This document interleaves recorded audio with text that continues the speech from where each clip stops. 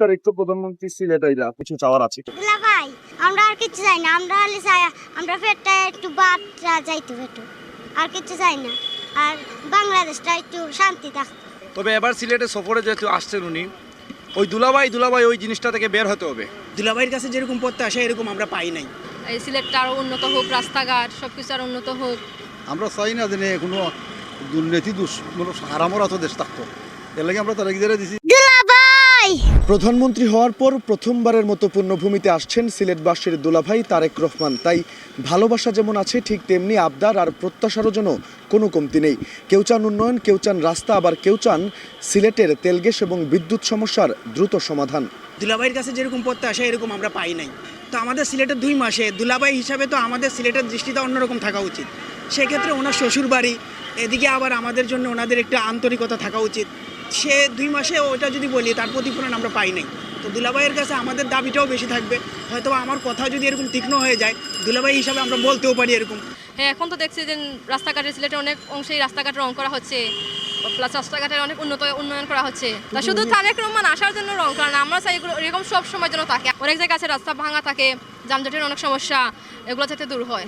দুলাভাই হিসেবে সবাই এটাই যে আমরা যে বর্তমান আমরা স্টুডেন্ট যারা আছে তারা লাগে একটা পার্ট টাইম জব বা তারা যে পড়ালেখার পাশাপাশি তার কিছু করে মানে তার নিজের খরচ নিজে চালানোর মতো একটা কোনো কিছু একটা করে দেওয়ার। তবে এবার সিলেটে সফরে যেহেতু আসছেন উনি, ওই দুলাভাই ওই জিনিসটা থেকে বের হতে হবে। এটা একটা মানে অহেতুক একটা জিনিস বারবার যে বলে আমাদের সিলেটবাসী যারা আছে, ওই জিনিসটা থেকে সরে আসতে হবে। উনি আসছেন, ঠিক আছে, ভালো জিনিস। আমাদের সিলেটে যেগুলো সংস্কার করার প্রয়োজন, শিক্ষাক্ষেত্রে বা তেল সংকট, ওইগুলা যেভাবে সুন্দর করে উভয় বিরোধী দল মিলে যেভাবে সংশোধন করা যায়, ওই দিকে আগাতে হবে। আমরা চাই না যে কোনো দুর্নীতি হারামরা তো দেশ থাকতো, এর লাগে আমরা তারা গিয়ে দিছি। লাভ ইসলামী লাইফ ইন্স্যুরেন্সের একটা বিমা, ওটাই আমরা চেক রেট রীতিমতো দেওয়া হয় না।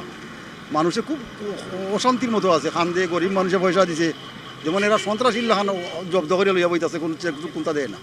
ওটা তো আমার আবদার প্রধানমন্ত্রী গেছে, আমি চাই আর ওটা তো আমরা সুন্দরভাবে গয়ে গরিবে বাঁচতে চাই। আর নয়তো গয়ে গরিব ওই মায়ে মার্ডার ওই কই থাকি ওরকম কাজ থাকি মার্ডার বাংলাদেশ।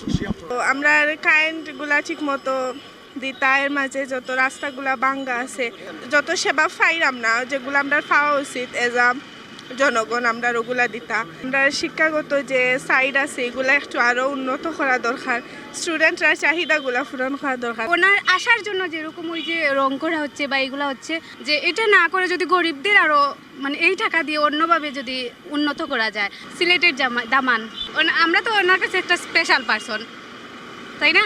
তো মানে ওনার মানবিক দিক থেকে উনি যাতে দেখেন সিলেটের উন্নতর দিকটা, ওইটাই চাওয়া। সিলেটের গ্যাস, সিলেটের তেল আমরা কোনটাও পাই না। রাস্তাঘাট সব জায়গা যেভাবে যাই মোবাইল ভাঙ্গা রাস্তাঘাট। সিলিন্ডারের যে দাম বাড়ছে চিহ্নিত হয়েছি, তাইন কমাও কাজ সিলেট যখন লবাই তাইন কিছু ওখানেও দাবি লেগে আমার তারেক জিয়ার।